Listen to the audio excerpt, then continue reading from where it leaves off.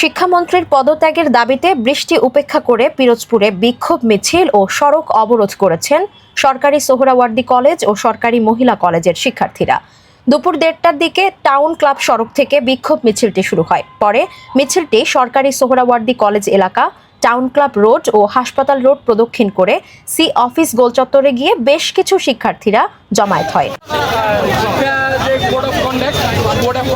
এর মধ্যে পড়ে না, তো আমরা এইগুলার সংস্কার চাই। আমরা পরীক্ষা সংস্কৃতি আমরা শিক্ষা ব্যবস্থার সংস্কার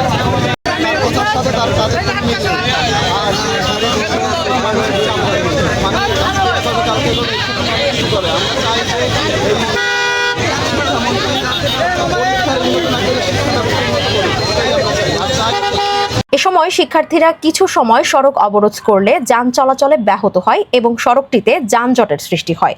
বিক্ষোভ মিছিলে শিক্ষার্থীরা শিক্ষামন্ত্রীর পদত্যাগের দাবিতে মুরগি মুরগি স্লোগান সহ বিভিন্ন স্লোগান দেন। এ সময় বৃষ্টি শুরু হলেও শিক্ষার্থীরা কর্মসূচি চালিয়ে যান।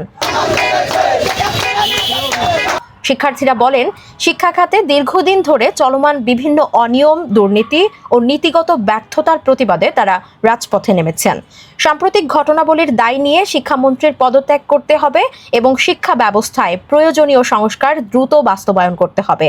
তারা আরও বলেন, আমাদের কোনো ব্যক্তিগত বা রাজনৈতিক উদ্দেশ্য নয়, শিক্ষার্থীদের ন্যায্য অধিকার ও মানসম্মত শিক্ষা নিশ্চিত করার দাবিতে শান্তিপূর্ণ কর্মসূচি পালন করছি।